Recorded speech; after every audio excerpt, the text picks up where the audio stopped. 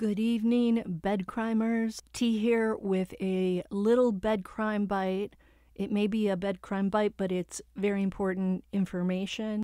Tonight, we're one giant step closer to understanding who murdered mother of five, 37-year-old Rachel Morin of Bel Air, Maryland. Today, the Hartford Police Department announced at a press conference that DNA collected at the crime scene was entered into CODIS, and they got a hit. The hit was to the DNA of an as yet unidentified male who broke into a home in Los Angeles, California, and essayed a young girl back in March of 2023. That male has yet to be identified, yet to be arrested, yet to be detained. What we do know is that this guy is believed to be Hispanic, age low to mid-20s, 5 feet 9 inches tall, approximately 160 pounds. The police shared security footage from that home invasion in LA and assault. Unfortunately, we don't get a clear view of the front of the man's face. It looks like his hair is shaved up the sides of his head, and there's a thick mop of hair at the top. He did not do in the young girl in California, but for some reason escalated his criminal behavior in this crime against Rachel Morin. We do know that Rachel's sister indicated that she had put up a fight. So maybe this guy wasn't anticipating a woman who would fight him, or perhaps he's simply escalating to murder. The police have no idea where the guy is at the moment. I would imagine he may have tried to get out of Maryland, just like he left California. This person is, as I said, a serial offender and appears to be sexually driven.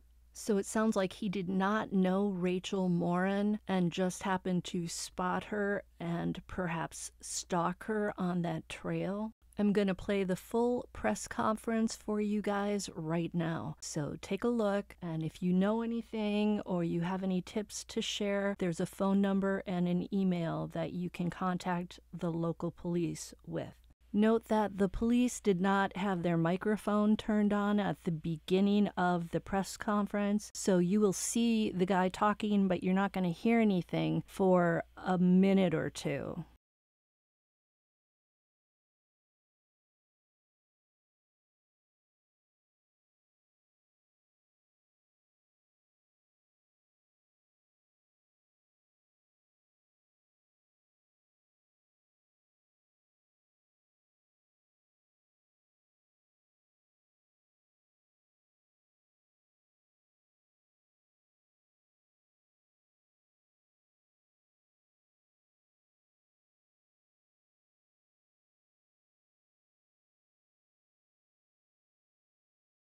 That we needed to inform our community as soon as possible, and that's why we're here tonight.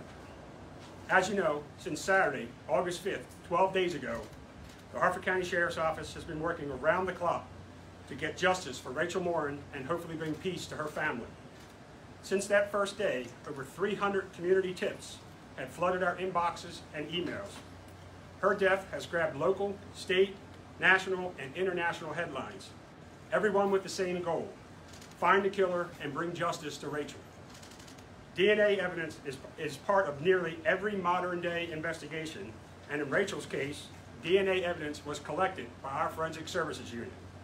That DNA was analyzed by the Maryland State Police, and it was ran through the National CODIS system. This DNA evidence has come back as a match, tied to a home invasion and an assault of a young girl in Los Angeles this past March. Unfortunately, that suspect has not been positively identified, but he did leave behind his DNA. Based on the DNA evidence, we consider the individual in the video we obtained from the Los Angeles Police Department and that we are about to show you on our TV screens to be the person that murdered Rachel Morin on August 5th. So we're now going to show the video. And just so everyone's aware, this video, after this press conference, this video will be posted on our social media.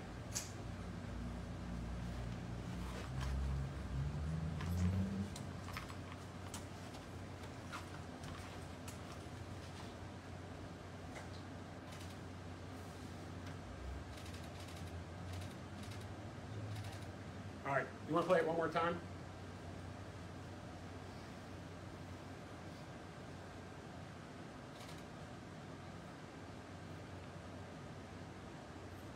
Okay. When you're ready, we're going to post it on our social media.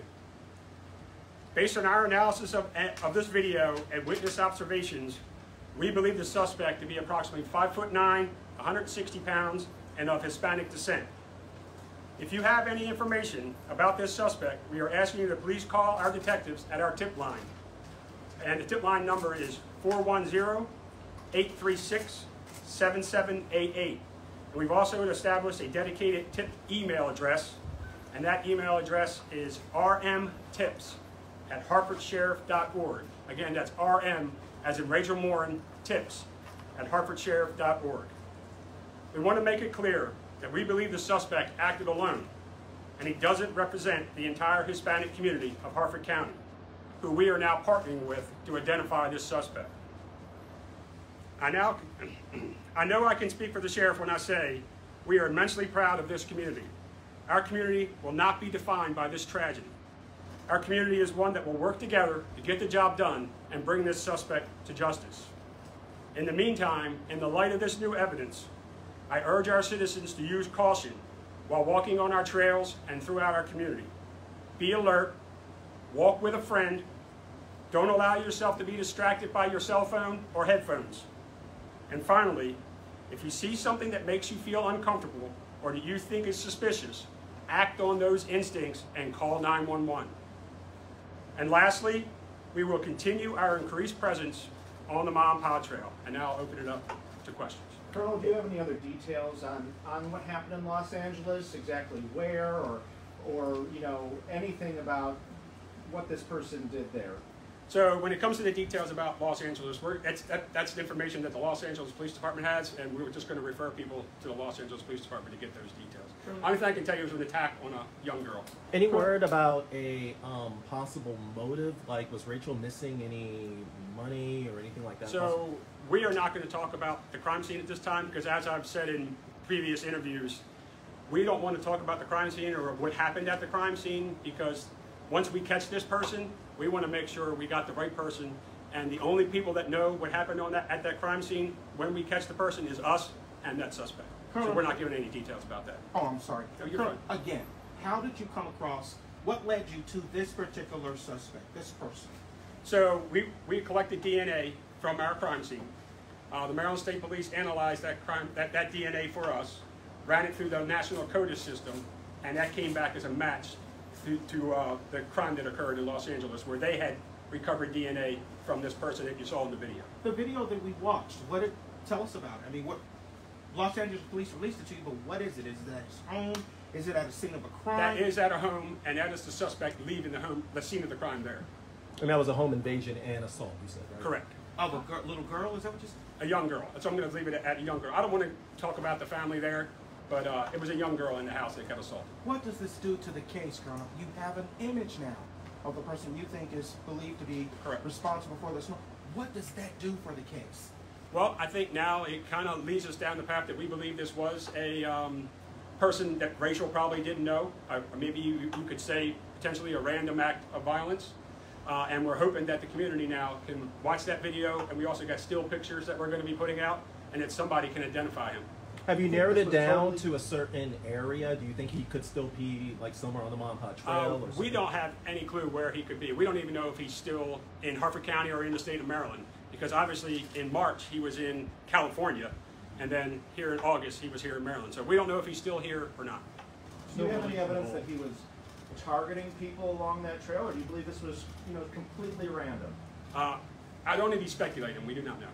Do you think he may be armed, any weapons or anything like that?